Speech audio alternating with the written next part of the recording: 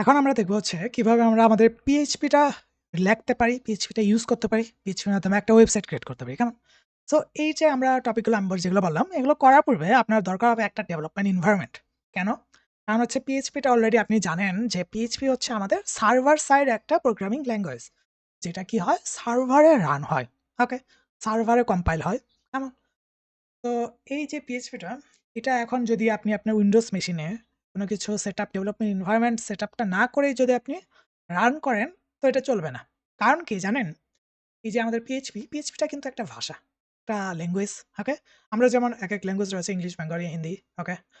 তেমনই আমাদের পিএইচপি ভাষাটাও আন্ডারস্ট্যান্ডিং এর জন্য লাইক কয়েকটা প্রোগ্রাম রয়েছে। আমি যদি আরেকটু সিম্পল করি, আপনি যদি কোরিয়ান না জানেন, এখন যদি আমি কোরিয়ান ভাষায় কথা বলি, তো আপনি কিন্তু কোরিয়ান লাইক বুঝবেন না।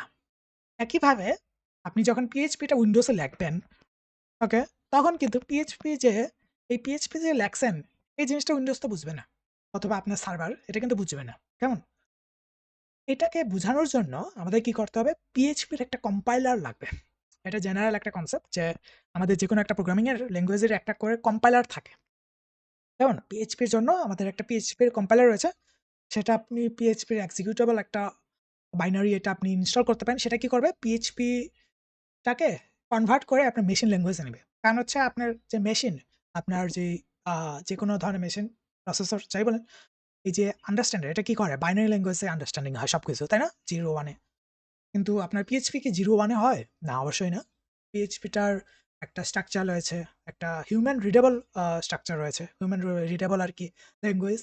সো এটাকে আমরা ডিরেক্টলি লাইক মেশিনে যে ইনস্ট্রাকশন দিতে পারবো এটার মাধ্যমে এমন না। এটাকে আমাদের কনভার্ট করতে হবে। এটা আমরা ম্যানুয়ালি কনভার্ট করব না। এটা আমাদের কনভার্ট করার জন্য আমাদের পিএইচপির একটা এক্সিকিউটেবল আ একটা কম্পাইলার রয়েছে, ওইটা আমরা ইউজ করব। এখন আপনি চাইলে এই পিএইচপির যে কম্পাইলারটা এটা আপনি ম্যানুয়ালি আপনি ইনস্টল করতে পারবেন, ডাউনলোড করতে পারবেন। কিন্তু আমি প্রিফার করব সেটা হচ্ছে কি জানেন?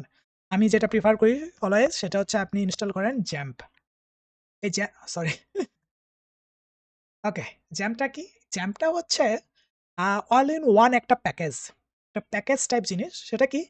আপনি যখন ডেভেলপমেন্ট এনভায়রনমেন্ট সেটআপ করতেছেন অথবা আপনি যখন পিএইচপিটা রান করবেন সার্ভারে। সার্ভারে কি হয়? একটা সার্ভার সাইডে একটা স্পেসিফিক অ্যাপ্লিকেশন রানিং হয়। একটা সার্ভার অ্যাপ্লিকেশন যেটাকে আমরা বলে থাকি সেটা হচ্ছে Apache অথবা Nginx। Apache, APS হচ্ছে Apache 2 অথবা Nginx, ওকে? Apache HTTP Apache অথবা NG NG INX, ওকে? NGINX। সো এগুলো হচ্ছে সার্ভারের অ্যাপ্লিকেশন, হুম? ওয়েব সার্ভ করে, ওকে? তো এই যে সার্ভার অ্যাপ্লিকেশন গুলো আপনি চাইলে এগুলো ম্যানুয়ালি সেটআপ করতে পারেন। আপনি চাইলে ডাটাবেজের জন্য MySQL, হ্যাঁ? MySQL অ্যান্ড PHP MyAdmin এগুলো সেটআপ করতে পারেন ম্যানেজমেন্টের জন্য।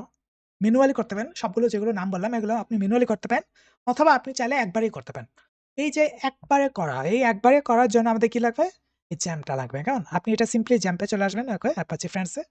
অ্যান্ড এখান থেকে ডাউনলোড এ চলে যাবেন। আপনি এই যে উইন্ডোজ অপশন এটা সিলেক্ট করে নিবেন। শুধু যে উইন্ডোজ করতে হবে এমন না। আপনি চাইলে যেকোনো অপশন সিলেক্ট করতে পারেন। উইন্ডোজ রয়েছে, ম্যাক রয়েছে, লিনাক্স ও রয়েছে, ওকে? অ্যান্ড লিনাক্সে আমরা সাধারণত জ্যাম্প ওইভাবে ইউজ করি না। লিনাক্সে আমরা ম্যানুয়াল সেটআপটাই প্রিফার করি। কারণ হচ্ছে আমাদের যে অ্যাকচুয়াল হোস্টিং বলেন, আমাদের ভিপিএস বলেন, ডেডিকেটেড সার্ভার সবগুলো লিনাক্স বেসড হয়ে থাকে। ওইখানে আমরা এগুলো আসলে ইউজ করি না। ওইখানেও আমরা ম্যানুয়ালি সেটআপ গুলো করে নিই। কেমন? সো আপনি যদি উইন্ডোজ অ্যান্ড ম্যাক ইউজার হয়ে থাকেন আপনার জন্য সুবিধা, অ্যান্ড লিনাক্স ইউজার হলেও আপনার জন্য সুবিধা আছে। আপনি এটা ডাউনলোড করতে পারেন। সমস্যা নেই, ওকে? ইভেন আপনি চাইলে ব্রাউজারেও এটা ইনস্টল করে নিতে পারেন। ওকে? সো এটা ডাউনলোড করে নিবেন। অ্যান্ড সাথে আরেকটা জিনিস লাগবে সেটা কি? সেটা হচ্ছে আপনার visual studio code, VS code. এটা কি? এটা হচ্ছে একটা টেক্সট এডিটর। এটা আমাদের কেন লাগবে? কারণ হচ্ছে আমরা যখন কোডটা লিখবো, কোড লেখার সময় আমরা হইতে পারে আমরা সাজেশন নিবো। যে bracket close, bracket int, error আসলে এররের ভিতর আন্ডারস্কোর আসা অথবা like easy to like easily আমরা কোনো একটা জিনিস রিপ্লেস করা, ইজিলি আমরা মাল্টিপল লাইন ক্রিয়েট করা। তো অনেক ধরনের সুবিধা সহ আমাদের ফেসিলিটিস প্রোভাইড করে থাকে এই ধরনের কোড এডিটর। আপনি চাইলে ভিএস কোড ইউজ করতে পারেন, অ্যাটম ইউজ করতে পারেন, ওকে? অ্যাটম কোড, ওকে? অনেকে দেখবেন যে সাবলাইম কোড এডিটর ইউজ করে, অনেক কিছুই আছে। আপনি ইউজ করতে পারেন। তাছাড়া আপনি চাইলে PHP Storm IDE ইউজ করতে পারেন। এটা হচ্ছে ইন্টিগ্রেটেড ডেভেলপমেন্ট এনভায়রনমেন্ট। এটা স্পেসিফিকলি শুধু এই ডেভেলপমেন্টের জন্যই। আপনি এটাও ইউজ করতে পারেন। বাট এগুলো সব হচ্ছে হেভি। কিন্তু VS কোডটা আ একটা টেক্সট এডিটর। টেক্সট এডিটর হওয়াতে এটা আমাদের খুবই লাইট ওয়েট অ্যান্ড এটার একটা আ লাইক বিগ ব্রাদার রয়েছে। সেটা হচ্ছে আমাদের ভিজুয়াল স্টুডিও, হুম? ভিজ স্টুডিও। ভিজুয়াল স্টুডিও তো এই ভিজুয়াল স্টুডিওটা হচ্ছে আমাদের ডেস্কটপ ডেভেলপমেন্ট অথবা যেকোনো ক্রস প্ল্যাটফর্ম অ্যাপ্লিকেশন ডেভেলপমেন্টের জন্য অথবা গেম ডেভেলপমেন্টের জন্য আমরা ইউজ করে থাকি।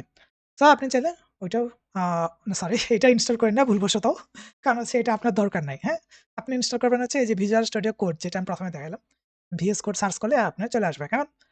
তো এটা আ এটাতে আমরা আরো অনেক ধরনের সুবিধা পেয়ে থাকি। সেটা হচ্ছে আমরা এক্সটেনশন ইনস্টল করে আমরা এটাকে মডিফাই করতে পারি। লাইক থিম মডিফিকেশন করতে পারি। Then other like helping hands extension এগুলো আমরা ইউজ করতে পারি। এগুলো আমরা আস্তে, আস্তে দেখব, সমস্যা নেই। ওকে? তো সর্বপ্রথম আপনি কি করবেন? যেই জ্যামটা ডাউনলোড হয়েছে এটা ডাবল ক্লিক করে অথবা সিঙ্গেল ক্লিক যেভাবে আপনার ওপেন হয়, ওভাবে ওপেন করে নেবেন অ্যান্ড এটা ইনস্টল হয়ে যাবে। কেমন? লাইক কয়েকটা সেটআপ করতে হবে। সেটার মধ্যে হচ্ছে আপনার নেক্সট করতে হবে, নেক্সট করতে হবে অ্যান্ড আপনি লোকেশন সিলেক্ট করে দিবেন। লাইক ফোল্ডার লোকেশন যেখানে আপনি ইনস্টল করতে চাচ্ছেন ওইটা। দেন হচ্ছে নেক্সট অ্যান্ড হচ্ছে next, next, done. That's it. And আপনার ভিজুয়াল স্টুডিও কোড এটাও আপনি ডাউনলোড করে নেবেন। ডাউনলোড করলে একটা এক্সিকিউটেবল ফাইল চলে আসবে। ওইটাও আপনি সিমিলার শুধু কি করবেন? ডাবল প্রেস করবেন। ডাবল প্রেস করলে এরকম একটা ইন্টারফেস চলে আসবে। অ্যান্ড এখানে আপনি আই এগ্রি করে দিবেন অ্যান্ড নেক্সট করে দিবেন, নেক্সট। দেন হচ্ছে নেক্সট অ্যান্ড এখানে ২ টা চেকবক্স আছে। এগুলো সবগুলো লাইক চেক করে নেবেন। কারণ হচ্ছে এগুলো আপনার হেল্প করবে অনেক। অ্যান্ড নেক্সট অ্যান্ড এইভাবে আপনার ইনস্টল কমপ্লিট হয়ে যাবে। কেমন?